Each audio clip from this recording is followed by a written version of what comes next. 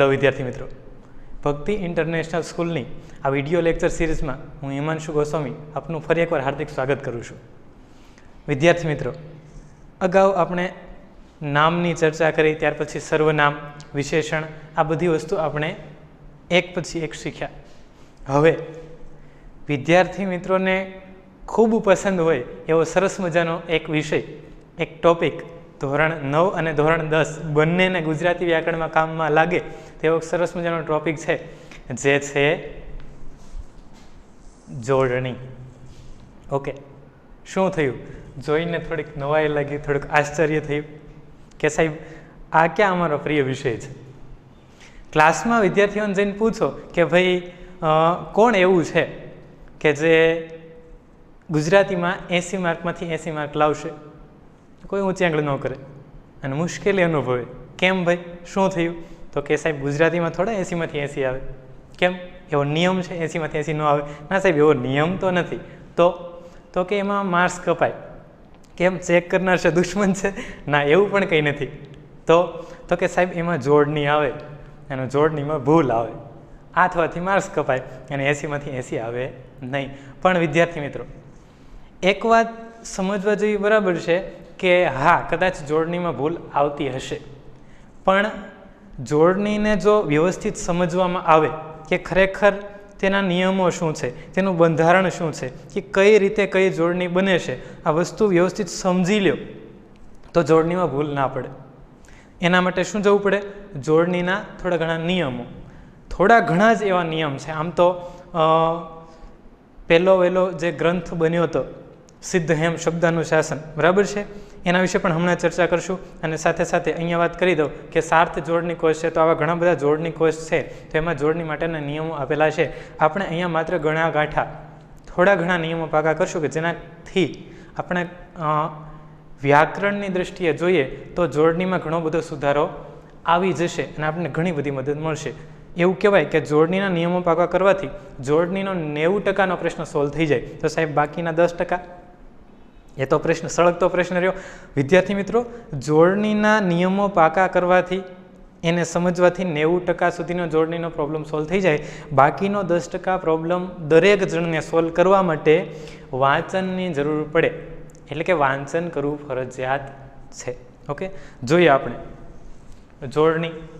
ધોરણ 10ની બોર્ડની પરીક્ષામાં જોડણી માટે 1 માર્ક્સ છે, એટલે કે 1 માર્ક માટે તમને જોડણી પૂછે. કઈ રીતે પૂછે? જો તમને આપે એક શબ્દ જેની જોડણી ખોટી હોય, બરાબર છે, અને તેની નીચે 3 બીજા વિકલ્પો આપેલા હોય, એના એ જ શબ્દના એમાંથી એક સાચી જોડણી હોય તો એ આપણે પસંદ કરીને લખવી પડે. આવા 2 શબ્દો પૂછે, એટલે કે 2 શબ્દો એવા પૂછે કે જેની જોડણી ખોટી છે, 3 વિકલ્પ આપે અને આપણે જવાબ લખવાના થાય. એક પ્રશ્નનો અડધો માર્ક, એટલે ટોટલ થાય 1 માર્ક, બરાબર છે. 2 શબ્દ 1 માર્ક જોડણી માટે. હવે જોઈએ તો જોઈએ વિદ્યાર્થી મિત્રો, જોડણી એટલે શું? કંઈ અઘરી વ્યાખ્યા કરવાની જરૂર નથી. શરૂઆત ટૂંકથી જ કરીએ. ટૂંકમાં જોડણી એટલે લેખન પદ્ધતિ. તમે કઈ રીતે યોગ્ય રીતે લખો, જેમાં ભાષાને લગતા થોડા ઘણા નિયમો હોય, જે એમ કહી શકાય કે શિષ્ટ ભાષા, માન્ય ભાષામાં આવી શકે. બસ આવી રીતે લખાણ કરો તો એ શુદ્ધ જોડણી થઈ ગણાય. આવી કંઈક એની વ્યાખ્યા થઈ શકે. જોઈએ આપણે જોડણી છે વિદ્યાર્થી મિત્રો. વાત કરીએ આપણે કે ગુજરાતી ભાષા એ સંસ્કૃત ભાષામાંથી ઉતરી આવી છે, એટલે કે ગુજરાતી ભાષાની જનની એટલે કે માતા સંસ્કૃત ભાષા છે. જોઈએ આપણે સૌથી પહેલાં સંસ્કૃત ભાષા, બરાબર છે. આ સંસ્કૃત ભાષા છે, તેમાં સમય જતાં ચેન્જ થયો અને એમાંથી થઈ પ્રાકૃત થઈ. ત્યાર પછી ફરીવાર ચેન્જ થયો, કારણ કે જે એકનો એક શબ્દ બોલાતો હોય એ વારંવાર રિપીટ થયા કરે. એક પેઢી બોલે, બીજી પેઢી બોલે, ત્રીજી પેઢી બોલે, એટલે એમાં કંઈક ને કંઈક ચેન્જ આવે, એટલે બદલાય. તો સંસ્કૃતમાંથી એક ભાગ પ્રાકૃતનો પણ પડ્યો છે. ત્યાર પછી એમાંથી અપભ્રંશ થયો, બરાબર છે, અને ત્યાર પછી એમાંથી બની ગુજરાતી ભાષા. હવે અહીંયા બરાબર સમજો, હું એવું કહેવા નથી માગતો કે સંસ્કૃત ભાષામાંથી ગુજરાતી ભાષા બની છે, પણ હા, ગુજરાતી ભાષા છે એમાં ઘણી બધી ભાષાઓનું મિશ્રણ છે, તો એમાંથી સંસ્કૃતનો ખૂબ મોટો ફાળો છે એવું કહી શકાય. બરાબર છે. તો સંસ્કૃત, એમાંથી પ્રાકૃત, અપભ્રંશ અને પછી થઈ ગુજરાતી. ગુર્જર ભાષા. વિદ્યાર્થી મિત્રો, ભાલણ નામના એક આખ્યાનકાર છે. બરાબર છે. તો તેમણે તેમના જૂના પુરાણા જે લેખ છે તેમાં સૌ પ્રથમવાર ગુજરાતી માટે ગુર્જર ભાષા એવા શબ્દનો ઉલ્લેખ કર્યો હતો. સૌથી પહેલાં ગુજરાતી ભાષા નહીં પણ ગુર્જર ભાષા એવો ઉલ્લેખ કર્યો હતો. કોણે? ભાલણ. બરાબર છે. ઉત્તમ આખ્યાનકાર છે, જેના આખ્યાનના પિતા કહેવાય, તેણે ગુર્જર ભાષા એવો શબ્દનો. જોઈએ આપણે શબ્દાનુશાસન. શું છે શબ્દાનુશાસન? સમગ્ર શબ્દ એવો છે સિદ્ધ હેમ શબ્દાનુશાસન. વિદ્યાર્થી મિત્રો, આપણે પાટણના પ્રસિદ્ધ એવા એક રાજા સિદ્ધરાજ જયસિંહ, એમની વિશે ઘણી બધી વાત અને ઘણું બધું સાહિત્ય આપણે વાંચેલું છે કે જાણ્યું છે. એમના રાજ્યમાં એક વિદ્વાન હતા હેમચંદ્રાચાર્ય. બરાબર છે. તો સિદ્ધરાજ જયસિંહે, એ રાજાએ હેમચંદ્રાચાર્યને કહ્યું કે કંઈક એવો ગ્રંથ બનાવો કે જેથી તમારું અને મારું નામ ઘણા વર્ષો સુધી, એમ કહેવાય કે અમર બની જાય. બરાબર છે. અને સાથે ભાષાને કંઈક નવું રૂપ મળે. તો હેમચંદ્રાચાર્યજીએ સૌથી પહેલો ગુજરાતીનો વ્યાકરણ ગ્રંથ, એમ કહી શકાય કે શબ્દાનુશાસન, એ લખ્યો. ત્યાર પછી તેમાં નામ જોડવામાં આવ્યા. સિદ્ધ એટલે સિદ્ધરાજ જયસિંહ અને હેમ એટલે હેમચંદ્રાચાર્ય. તો આમ સિદ્ધ હેમ શબ્દાનુશાસન એ ગુજરાતી ભાષાનો, એમ કહી શકાય કે એક વ્યાકરણ ગ્રંથ છે. બરાબર છે. સિદ્ધ હેમ શબ્દાનુશાસન. ત્યાર પછી હવે આપણે જોઈએ વિદ્યાર્થી મિત્રો, આ બધી માહિતી મેળવવી ખૂબ જરૂરી છે, કારણ કે માત્ર જોડણી કરવાથી કે માત્ર જોડણીના 5 કે 7 નિયમો પાકા કરવાથી આપણા, એમ કહી શકાય ઘણીવાર જ્ઞાનમાં જે વધારો થવો જોઈએ એમાં ક્યાંક આપણે ઓછા ઉતરીએ છીએ. શા માટે? કારણ કે એને સપોર્ટિંગ બીજું જ્ઞાન હોવું જરૂરી છે કે ભાઈ આ શબ્દ, આ દાખલા તરીકે ગણિતનો દાખલો છે. બરાબર છે. તો રકમ હોય ને સીધી જવાબ ન આવે, તેની રીત પ્રમાણે ગણવું પડે. તો આ સંદર્ભ સાહિત્ય છે કે ભાઈ આ તો નિયમ તો છે જ તે, પણ આવું ઘણું બધું બનેલું છે. ઓકે, આગળ જોઈએ તો જોડણીમાં ભાઈ નિયમ શા માટે? એવું કહે છે કે જેવું બોલીએ છે તેવું લખવાનું હોય, એટલે જેવું બોલાય છે તેવું લખાય છે. તો એમાં નિયમની શું જરૂર છે? વિદ્યાર્થી મિત્રો સમજો, નિયમની જરૂર છે. 2 શબ્દો છે, એક શિષ્ટ અથવા માન્ય ભાષા અને બીજું છે બોલી. બરાબર છે. એક છે ભાષા, કોઈ એક ભાષા જે માન્ય ભાષા છે. માન્ય ભાષા એટલે કે એમ કહી શકાય કે જ્યારે કોઈ એક વ્યક્તિ ઘણા બધા લોકોને અનુલક્ષીને વાત કરતા હોય અથવા તો કંઈક લખાણ કરતા હોય કે જે બધા વાંચવાના છે. બરાબર છે. અથવા તો બધાના સંદર્ભે છે, તો ત્યારે જે શબ્દો અથવા તો જે લખાણ કરે છે તે શિષ્ટ ભાષા હોવી જોઈએ અથવા તો માન્ય ભાષા હોવી જોઈએ. શા માટે? કારણ કે ઘણા બધા લોકો એ વાંચવાના છે અને બધાને એમાં સમજ પડવી જોઈએ કે ખરેખર લખનાર શું લખવા માગે છે અથવા તો શું કહે છે. આ ભાષાનું શિષ્ટ કે માન્ય રૂપ છે. પછી એકની એક ભાષા જ્યારે અલગ અલગ પ્રદેશમાં પહોંચે છે, અલગ અલગ વિસ્તારમાં પહોંચે છે અને પેઢી દર પેઢી બોલાય છે, ત્યારે ઘણો બધો ચેન્જ આવે છે, બદલાય. દાખલા તરીકે ગુજરાતની ગુજરાતી ભાષા છે, ગુજરાતી માન્ય છે, શિષ્ટ ભાષા છે. બરાબર. પરંતુ એ જ્યારે ગુજરાતના અલગ અલગ પ્રદેશોમાં પહોંચે છે અને જ્યારે તેના અલગ પ્રદેશો પ્રમાણે ભાગ પાડવામાં આવે છે ત્યારે બોલાય છે ગુજરાતી ભાષા, પણ અલગ અલગ પ્રદેશ પ્રમાણે બોલી હોય છે. દાખલા તરીકે જો આપણે સૌરાષ્ટ્ર તરફનો વિસ્તાર અલગ કરીએ તો ત્યાં ગુજરાતી ભાષા જ છે, પણ છે કાઠિયાવાડી બોલી. બરાબર છે. ત્યાર પછી આપણે ઉત્તર ગુજરાતની વાત કરીએ, બનાસકાંઠા, મહેસાણા, પાટણ. બરાબર છે. આ બધા વિસ્તાર વાત કરીએ તેમાં ઉત્તર ગુજરાતની પટણી બોલી. બરાબર છે. પટણી બોલી એ બોલાય છે શું? ગુજરાતી જ છે. ત્યાર પછી દક્ષિણ ભારત તરફ, દક્ષિણ ગુજરાત તરફ આવીએ તો તેમાં સુરત, વલસાડ એ તરફનો વિસ્તાર છે, તો એમાં સુરતી બોલી છે, આ જાણીતી છે. તો આ ઘણી બધી બોલી છે. ભાષાનું એક પેટા સ્વરૂપ છે. જે પ્રદેશમાં જાઓ અલગ અલગ એની બોલી બોલાતી હોય છે. બરાબર છે. હવે સમજો જોડણીની જરૂર શા માટે છે. દાખલા તરીકે કોઈ ગુજરાતી વ્યક્તિ એટલે કે જે ગુજરાતી બોલે છે અથવા તો લખે છે એ તેના પ્રદેશ પ્રમાણે લખે તો એના પ્રદેશવાળા સમજશે, પણ બીજા પ્રદેશવાળા સમજી શકશે નહીં. દાખલા તરીકે જો આપણે શબ્દ લખીએ ભાઈ, બરાબર છે, તો આ શિષ્ટ ભાષા છે, માન્ય શબ્દ છે કે ભાઈ આવું હોઈ શકે, બરાબર છે કે ભાઈ. હવે અલગ પ્રદેશમાં જાય તો અલગ રીતે બોલાય છે, કોઈ ભય કે, બરાબર છે, કોઈ આ ભય કે. તો અહીંયા જુઓ તમે, છે એક જ શબ્દ, અર્થ એક જ છે, પણ લખવાની સ્ટાઇલ અલગ અલગ છે. શા માટે?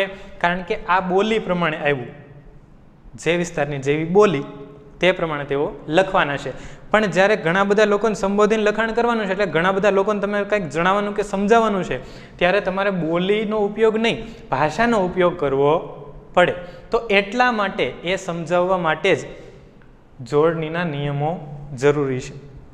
તો જોઈએ, જોડણીને સમજવા માટે પહેલાં આપણે આગળ જોયું હતું કે સંસ્કૃત, ગુજરાતી ભાષા છે એ સંસ્કૃત ભાષામાંથી ઉતરી આવી છે, એટલે કે ઘણા બધા શબ્દો એના હોય છે. તો અહીંયા એના એ પ્રમાણે 3 પ્રકાર પડે છે કે ગુજરાતી ભાષામાં એક હોય છે, એક પ્રકારના શબ્દો હોય છે જે તત્સમ હોય છે. તત્સમ મીન્સ કે તત્ વત્તા સમ, એટલે કે જેવા હોય તેવા જ, તેના જેવા જ. આ મોસ્ટ ઓફલી સંસ્કૃત ભાષામાંથી ઉતરી આવેલા એવા શબ્દો કે જેને ગુજરાતી ભાષાની જોડણીના નિયમો લાગુ પડતા નથી, એટલે કે એ જેવા શબ્દો હોય તેવા ને તેવા જ લખાય. દાખલા તરીકે આપણે શબ્દ લખીએ રીતિ, નીતિ, દૃષ્ટિ, પ્રીતિ, બરાબર છે, ચક્ષુ, આવા બધા શબ્દો લખીએ તો એને ગુજરાતી ભાષાના નિયમ લાગુ પડતા નથી. શા માટે? કારણ કે એ સંસ્કૃત ભાષાના શબ્દો છે, એટલે કે એ તત્સમ શબ્દો છે. તો તત્સમ શબ્દો હશે એને ગુજરાતી ભાષાના નિયમ લાગુ પડશે નહીં. ત્યાર પછી બીજો એનો તદ્ભવ છે. તદ્ભવનો વિશે આપણે ચર્ચા કરવાની છે, કારણ કે મોસ્ટ ઓફલી નિયમ છે તદ્ભવના છે. એ પછી સમજાવવું, પહેલાં ત્રીજો પ્રકાર સમજી લઈએ, દેશ્ય. દેશ્ય શું છે? આ એવા પ્રકારના શબ્દો છે કે જે અલગ અલગ ભાષાઓમાંથી આવેલા છે, બરાબર છે. દાખલા તરીકે ગઝલ, ત્યાર પછી ટિકિટ, ત્યાર પછી હાઇકુ, ઓકે, ઓફિસ. આવા ઘણા બધા શબ્દો છે કે જે અલગ અલગ ભાષાઓમાંથી આવેલા છે. દાખલા તરીકે ગઝલ છે અરબી ફારસી ભાષામાંથી આવેલો છે, ટિકિટ અંગ્રેજી શબ્દ છે, હાઇકુ છે એ જાપાનનો સાહિત્ય પ્રકાર છે, એટલે એ જાપાનનો શબ્દ છે. ત્યાર પછી સોનેટ આ ઇટાલિયન સાહિત્ય પ્રકાર છે. તો હવે જુઓ, આ દેશ્ય શબ્દો છે તેની જે જોડણી છે તેમાં પણ ગુજરાતી ભાષાની જોડણીના નિયમો લાગુ પડશે નહીં. તો દેશ્ય છે એની ચર્ચા પણ આમાં નહીં થાય. 2 શબ્દો સમજી લો, તત્સમ અને દેશ્ય. એ શબ્દો છે ને ગુજરાતી ભાષાનો નિયમ લાગુ પડશે નહીં. અમુક એવા શબ્દો હોય દેશ્યમાં કે ભાઈ તે ચેન્જ કરી શકાયા હોય અથવા તો બદલી શકાયા હોય. હવે મુખ્ય જે શીખવાની વસ્તુ છે તે તરફ ધ્યાન દોરીએ. પણ આ બધી વસ્તુ મહત્વની છે, આ ભૂલાય નહીં. નવું શીખતું જવાનું છે, પણ જૂનું ડિલીટ કરવાનું નથી, એ પણ સાથે રાખવાનું છે, કારણ કે બધી વસ્તુ જરૂરી છે, બધાને સાથે લઈને ચાલવાનું છે. અહીંયા ધ્યાન આપો. તદ્ભવ એટલે કે એવા શબ્દો કે જેને જોડણીના નિયમ લાગુ પડે, આ વસ્તુ આપણે શીખવાની છે. તદ્ભવ શું કહે છે કે તેને ગુજરાતી ભાષાના જોડણીના જે નિયમો છે તે લાગુ પડે. અલગ અલગ ભાષામાંથી આવેલા હોઈ શકે, પણ તેનો ગુજરાતી ભાષા પ્રમાણે ચેન્જ થઈ ગયો છે અને તેને એ નિયમ લાગુ પડે છે. તો આ નિયમો ત્યાં કામ લાગશે કે જે તદ્ભવ શબ્દો હોય, તત્સમ અને દેશ્ય માટે લાગુ પડશે નહીં. આ વસ્તુ મહત્વની છે. હવે તો અહીંયા વાત કરીએ આપણે કે જ્યારે કોઈ પણ જોડણી પૂછાય છે ત્યારે જો આપણે ગુજરાતી ભાષામાં છે ને 13 સ્વર છે, બરાબર છે. અ, આ, રસ્વ ઈ, દીર્ઘ ઈ, રસ્વ ઉ, દીર્ઘ ઉ, બરાબર છે. રૂ, રૂ, લૃ, એ, ઐ, ઓ અને ઔ, બરાબર છે. 13 સ્વર છે. 13 સ્વરમાં જ્યારે કોઈ પણ જોડણી પૂછાય ત્યારે વ્યંજનમાં પ્રોબ્લેમ ના થાય. દાખલા તરીકે તમને શબ્દ પૂછે શુદ્ધ અને શુદ્ધ, બરાબર છે, સાચી જોડણી, તો તમે તરત જ ટીક કરી નાખશો શુદ્ધ, કારણ કે એ જ સાચું પડે. વ્યંજનમાં પ્રોબ્લેમ નથી આવતો, પ્રોબ્લેમ સ્વરમાં આવે છે. અને સ્વરમાં ક્યાં આવે છે? રસ્વ અને દીર્ઘમાં જ આવે છે, બીજે ક્યાંય પ્રોબ્લેમ આવતો નથી. હ્રસ્વ એટલે કે આ પ્રમાણે આપણે કરીએ છીએ. ઓકે, આ હ્રસ્વ, દાખલા તરીકે આ કી એ હ્રસ્વ છે. ત્યાર પછી દીર્ઘ એટલે કે આપણે આ પ્રમાણે કરીએ છીએ, બરાબર છે. તો આ દીર્ઘ. સમજાય છે? હ્રસ્વ અને દીર્ઘનો જ સંપૂર્ણ મેટર છે, એમાં મોટી મુશ્કેલી આવે છે. આ એક ટોપિક ખૂબ મહત્વનો છે. હવે જોઈએ હ્રસ્વ કોને કહેવાય ને દીર્ઘ કોને કહેવાય. જે સ્વર કે વ્યંજનોનો ઉચ્ચાર નાનો થાય છે તેને હ્રસ્વ કહેવાય. હ્રસ્વ એટલે હ્રસ્વ નહીં, હ્રસ્વ. હ્રસ્વ, બરાબર છે. હ્રસ્વ સ્વર ક્યાં ક્યાં છે? અ, હ્રસ્વ ઈ, હ્રસ્વ ઉ અને રૂ, બરાબર છે. આ હ્રસ્વ સ્વર છે અને બાકીના જે વધ્યા એ બધા શું છે? દીર્ઘ સ્વર છે. હ્રસ્વ જેનો ઉચ્ચાર નાનો થાય, દીર્ઘ જેનો ઉચ્ચાર મોટો થાય. સમજાણું? હવે જોઈએ આગળ. જો આ એક એક ટોપિક તમને ક્લિયર કરતા જાઉં છું એટલે તમે પહેલાં થોડી બાબત સમજી લો, એ ક્લિયર કરો પછી, કારણ કે એકબીજા સાથે જોડાયેલું છે. બધી વસ્તુ એકબીજા સાથે જોડાયેલી છે. આગળ જોઈએ તો હવે જે તદ્ભવ જોડણીની વાત કરી હતી, તો તદ્ભવ જોડણી માટે થોડા ઘણા આધાર સ્તંભ એવા છે કે જે આપણે જાણી લઈએ કે શીખી લઈએ તો જોડણી ઘણી બધી સહેલી થઈ જાય. વિદ્યાર્થી મિત્રો, જોડણી સહેલી જ છે પણ આપણે એના ઉપર ઘણીવાર ધ્યાન નથી આપતા. શા માટે? કારણ કે આપણી મગજની બહારની વસ્તુ હોય એવું આપણને લાગે છે, પણ ખરેખર એવું કંઈ છે નહીં. થોડા ઘણા નિયમો પાકો કરવાથી પણ ઘણું બધું જોડણીનું પ્રોબ્લેમ જે બહાર લઈને તેમ ફરો છો એ બધું હળવો થઈ જશે. જોઈએ તો જોડણી કઈ કઈ રીતે થાય અથવા તો કઈ કઈ રીતે તેના નિયમો બને. તો પ્રથમ છે ઉચ્ચારણગત, એટલે તમે ઉચ્ચાર કરો છો એ પ્રમાણે તેના નિયમો બની શકે. ક્યાં ઈ આવે, ક્યાં ઉ આવે, એના નિયમો બની શકે. પહેલું કયું છે? ઉચ્ચારણગત, ઉચ્ચારણ પ્રમાણે. પછી બીજું છે અક્ષર પ્રમાણે પણ નિયમો બને છે. અક્ષર શબ્દમાં સ્થાન, એટલે કે એક અક્ષરવાળા શબ્દમાં ઈ ઉ કેમ આવે, બે અક્ષરવાળામાં કેમ આવે, ત્રણ અક્ષરવાળામાં, ચાર કે પાંચ અક્ષરવાળામાં ઈ કે ઉ, હ્રસ્વ આવે, દીર્ઘ આવે, આ બધા નિયમો છે. તો એ પ્રમાણે નિયમો બને છે. ત્યાર પછી જોડાક્ષર પ્રમાણે, કે જોડાક્ષરમાં ભાઈ કયો અક્ષર હ્રસ્વ આવે, કયો દીર્ઘ આવે, એના માટે નિયમ છે. ત્યાર પછી અનુસ્વાર. અનુસ્વાર એટલે કે કોઈ વર્ણ પર ટપકું હોય ઉપર, દાખલા તરીકે ક, અહીંયા જો મેં લખ્યું છે ક, એના ઉપર ટપકું છે કમ, તો આ ઉપર જે ટપકું છે, ઉપર જે ચાંદલો છે, બરાબર છે, એને અનુસ્વાર કહેવામાં આવે છે. ત્યાર પછી એ પ્રમાણે નિયમ બને. અને અંગ સાધક પ્રત્યય, શબ્દની સાથે નવા શબ્દના ટુકડા જોડાય, પ્રત્યય જોડાય, બરાબર છે. શબ્દની આગળ પણ શબ્દના ટુકડા એટલે કે પ્રત્યય જોડાય છે અને તેની પાછળ પણ જોડાય છે, તો એના લીધે પણ એના નિયમો બનતા હોય છે. તો આ પ્રમાણે કંઈક બને છે. ઉચ્ચારણગત છે, અક્ષર એટલે કે શબ્દમાં સ્થાન, એક અક્ષર, બે અક્ષર, ત્રણ અક્ષર પ્રમાણે નિયમ છે. જોડાક્ષર હોય, સંયુક્ત અક્ષર, તો એ પ્રમાણે પણ નિયમ છે. અનુસ્વાર પ્રમાણે નિયમ છે. અંગ સાધક પ્રત્યય. આ વિડીયોમાં આપણે ચર્ચા કરવાની છે ઉચ્ચારણગત અને અક્ષર એટલે કે શબ્દમાં સ્થાન, એ બેની ચર્ચા કરવાની છે. ઓકે, આ બેની ચર્ચા આપણે કરશું. તો શરૂઆત કરી દઈએ આપણે. ઉચ્ચારણગત એટલે કે ઉચ્ચારણ પ્રમાણે બોલવાની રીતે. ઉચ્ચારણગતના નિયમો કેટલા છે? બે છે. કેટલા છે? બે. શું કહે છે?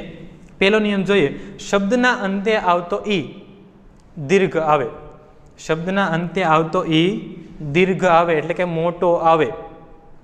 દાખલા તરીકે સખી, ઘંટી, કીડી, શીશી. જો અહીંયા તમે જોઈ શકો છો ખાલી, ડાળી, આ બધા એવા શબ્દો છે કે જે શબ્દને અંતે ઈ આવે છે તો એને આ નિયમ લાગુ પડે છે ઉચ્ચારણગત. શબ્દને અંતે આવતો ઈ દીર્ઘ આવે, બરાબર છે. હવે અહીંયા એવા શબ્દો પણ લખેલા છે કે જેને શબ્દના અંતે ઈ આવે છે પણ દીર્ઘ નથી આવતું. શબ્દના અંતે ઈ આવે છે પણ એને નિયમ લાગુ નથી પડતો. જોઈએ આપણે દાખલા તરીકે રીતિ, પ્રીતિ, સૃષ્ટિ, દ્રષ્ટિ, બરાબર છે. આવા શબ્દો તમે લખશો તો તેને આ નિયમ લાગુ પડતો નથી. શા માટે? કારણ કે એ સંસ્કૃતના તત્સમ શબ્દો છે અને આપણે હમણાં જ વાત કરી ગયા કે સંસ્કૃતના જે તત્સમ શબ્દો છે, તત્સમ એ જેવા છે એવા ને એવા જ રહેશે. ગુજરાતી ભાષાના નિયમ લાગુ પડશે નહીં. તો એવા શબ્દો યાદ રાખવા વિદ્યાર્થી મિત્રો ખૂબ જરૂરી છે.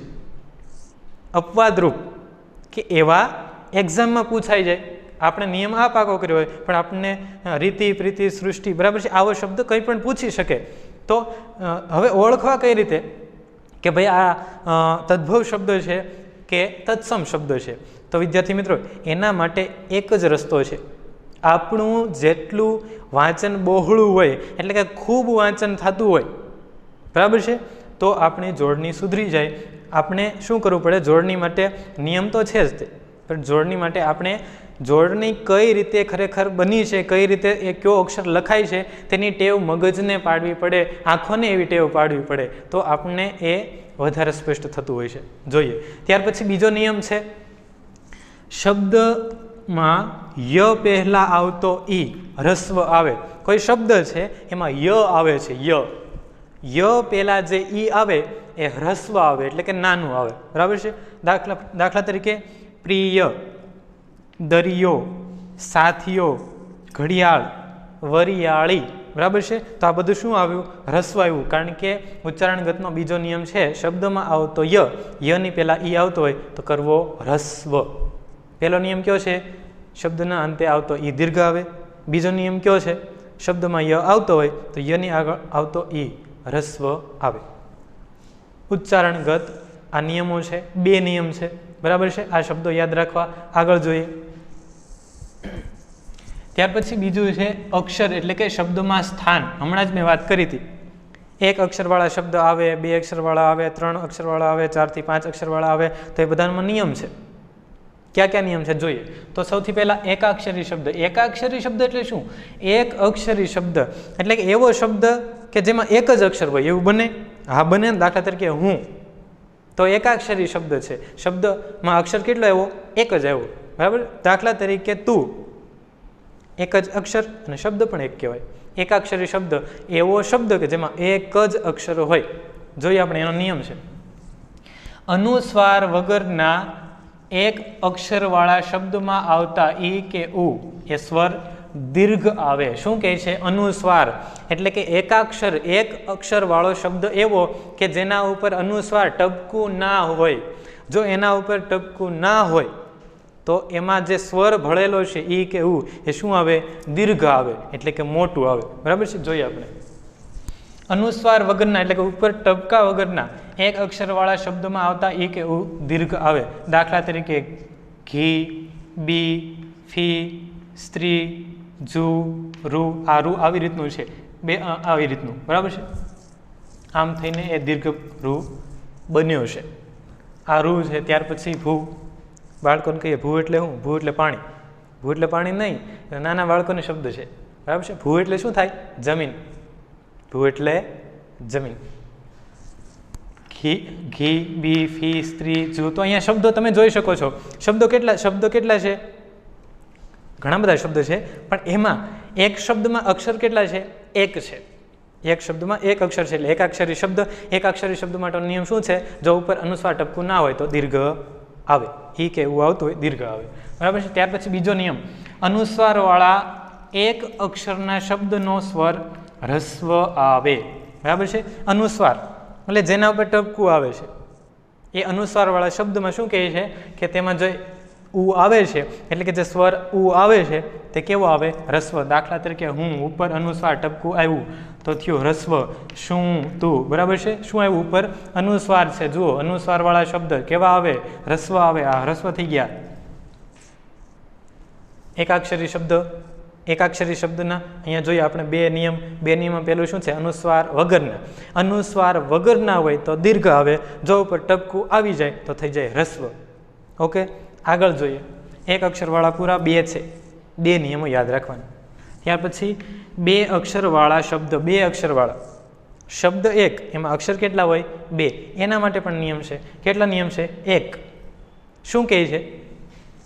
2 અક્ષરવાળા શબ્દમાં પહેલા અક્ષરનો સ્વર દીર્ઘ આવે. 2 અક્ષરવાળા શબ્દમાં પહેલો અક્ષર કેવો આવે? દીર્ઘ આવે એટલે કે મોટો આવે. ઉદાહરણ તરીકે ગીધ, ચીઝ, જીત. કેટલા અક્ષરવાળા શબ્દ છે? 2. શું નિયમ છે? 2 અક્ષરવાળા શબ્દમાં પહેલો અક્ષર દીર્ઘ આવે. ફીણ, ઊંટ, ચૂનો, દૂધ, ફૂલ, બરાબર છે. તો આ બધા શબ્દો છે. તો પ્રથમ શબ્દો પહેલો અક્ષર દીર્ઘ છે. શા માટે? કારણ કે 2 અક્ષરવાળો શબ્દ છે. 2 અક્ષરવાળો શબ્દનો એક નિયમ શું છે? 2 અક્ષરવાળા શબ્દ હોય તો પ્રથમ અક્ષર શું આવે? દીર્ઘ આવે, બરાબર છે. ત્યાર પછી 2 અક્ષરવાળા શબ્દનો એક નિયમ છે. ત્યાર પછી 3 અક્ષરવાળો શબ્દ, ત્રિઅક્ષર. જોઈએ આપણે 3 અક્ષરવાળા શબ્દ માટેના 2 નિયમો ખૂબ સરળ અને સિમ્પલ છે. જોઈએ આપણે પ્રથમ નિયમ એનો કે 3 અક્ષરવાળા શબ્દમાં જો બીજો અક્ષર દીર્ઘ હોય તો પહેલો હ્રસ્વ આવે. એક શબ્દ એના 3 અક્ષર, કેટલા? 3 અક્ષર. એમાં નોટિસ કયો કરવાનો? બીજો. શું કહે છે અહીંયા? બીજો અક્ષર. જો બીજો અક્ષર દીર્ઘ હોય એટલે કે મોટો હોય, બરાબર છે, દીર્ઘ મોટો હોય તો પહેલો આવે હ્રસ્વ. હવે અહીંયા આપણે હ્રસ્વ દીર્ઘની જે નિશાની કરીએ છીએ એને જ હ્રસ્વ દીર્ઘ નહીં કહેવાય. મેં અહીંયા વાત કરી હતી. જો આ તરફ તમે જુઓ તો મેં સૌથી પહેલાં જ એ લખ્યું હતું, બરાબર છે, કે આ હ્રસ્વ છે. એટલે કે જે વર્ણોમાં, જે વ્યંજનોમાં આ પ્રમાણે આવતું હશે, અ, હ્રસ્વ ઈ, હ્રસ્વ ઉ અને રૂ, એને ક પ્રમાણે લખીએ તો આ ક, આ કી, આ કુ, બરાબર છે, અને આ ક્રુ. તો આ પ્રમાણે જો કોઈ શબ્દ આવે તો એ હ્રસ્વ છે. શું છે? હ્રસ્વ. હ્રસ્વ એટલે નાના. ઓકે, હ્રસ્વ એટલે નાના. તો હવે પાછો એ શબ્દ જોઈએ આપણે. 3 અક્ષરવાળા શબ્દમાં જો બીજો અક્ષર દીર્ઘ હોય, 3 અક્ષરવાળો શબ્દ બીજો જોવાનો, પહેલો નહીં, પહેલા જોવાનો બીજો. બીજો છે દીર્ઘ છે તો પહેલો ઓટોમેટિક હ્રસ્વ થઈ જાય એવો નિયમ છે. જોઈએ આપણે દાખલા તરીકે ઇનામ. હવે આમાં તો તમે એમ કહેશો કે ક્યાં ભાઈ આમાં બીજો ની ક્યાં છે? બરાબર છે, ની હ્રસ્વ નથી, ની દીર્ઘ નથી, આ તો ના છે. તો 4 શબ્દો લખ્યા હતા, બરાબર છે, અ, પછી હ્રસ્વ ઈ, હ્રસ્વ ઉ અને રૂ. આની સાથે જોડાયેલા કોઈ પણ વર્ણ એટલે કોઈ પણ વ્યંજન એ શું છે? હ્રસ્વ છે. તો અહીંયા અ છે, ના, આજ ન છે, ન ની ધ્વનિ શ્રેણી આપણે છોડીએ. અહીંયા ધ્યાન આપો, આપણે ન ની ધ્વનિ શ્રેણી છોડીએ. દાખલા તરીકે અહીંયા લખી આપું છું કે ન વત્તા આ એટલે ના થાય, બરાબર છે. તો આમાં આ અ છે, ના, હ્રસ્વ ઈ છે, હ્રસ્વ ઉ છે, રૂ છે, ના.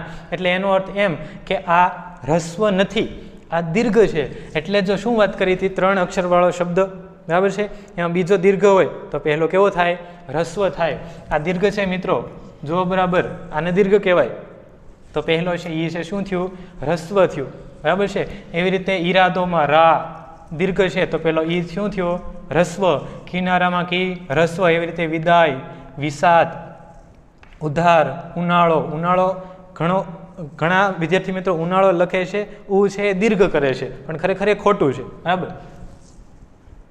ઉનાળો, ત્યાર પછી કુહાડી, સુથાર. તો આ બધા તમે શબ્દો જુઓ, એમાં શું કહેવા માંગે છે? એમાં કહેવા માંગે છે કે 3 અક્ષરવાળો શબ્દ, એમાં બીજો અક્ષર છે દીર્ઘ છે તો પહેલો છે હ્રસ્વ આવે. આ એક નિયમ થયો. ત્યાર પછી એનો બીજો નિયમ છે, શું છે? 3 અક્ષરવાળા શબ્દમાં જો બીજો અક્ષર હ્રસ્વ હોય તો પહેલો દીર્ઘ હોય. આ તો સાવ સરળ થઈ ગયું. 3 અક્ષરવાળો શબ્દ, બરાબર છે. પહેલો નિયમ શું છે?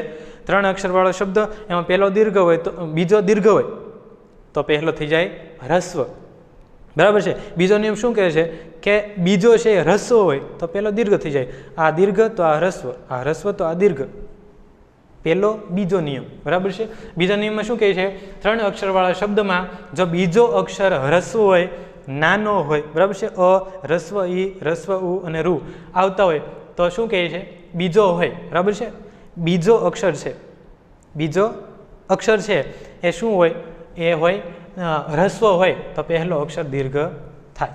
દાખલા તરીકે કિંમત, શીતળ, ચીપિયો, ધીરજ, ઉપજ, ઉથલો, પૂનમ, સુરત. આ શબ્દો તમે જુઓ. જો અહીંયા લખ્યું છે કિંમત. કિંમત તો આવી રીતે લખાય. ઘણી જગ્યાએ આવું પણ જોયું છે. આ કિંમત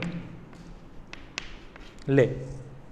એક શબ્દ જોડણી 2, એક શબ્દ જોડણી 2, 2 સાચી છે, 2 સાચી છે.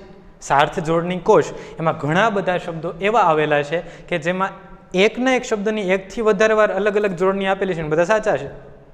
અર્થ ઘણીવાર અલગ થતો હોય.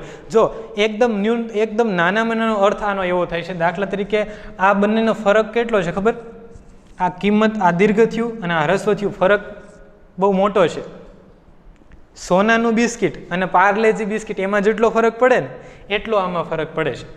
દાખલા તરીકે સોનાનું બિસ્કિટ કિંમતી હોય, બરાબર છે, પણ જીવનની જરૂરિયાત માટે કેવું જરૂરી છે? જે ખાઈ શકાય એ બિસ્કિટ જરૂરી છે, બરાબર છે. શું સમજાવવા માગું છું? હું તમને એ કહું છું, જ્યારે કોઈ વસ્તુનું મૂલ્ય વધારે હોય ત્યારે કિંમત આવી રીતે લખાય. આ એનું મૂલ્ય વધારે છે, સોનાના બિસ્કિટનું મૂલ્ય વધારે છે. પણ જે વસ્તુ જરૂરી છે, ખોરાક માટે, જીવતા રહેવા માટે શું પાર્લેજી જરૂરી છે, બરાબર છે, ત્યારે સોનાનું બિસ્કિટ ખાઈ શકાતું નથી. તો અહીંયા આપણે જોઈ શકીએ છીએ કે જેની જરૂરિયાત વધારે હોય એ કિંમત આમ લખાય.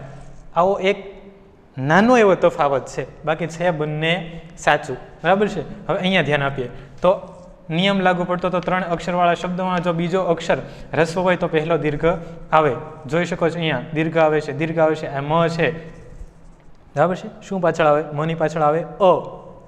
ધ્વનિ શ્રેણી છૂટી પાડો, 9મા ધોરણમાં આપણે શીખ્યા ધ્વનિ શ્રેણી.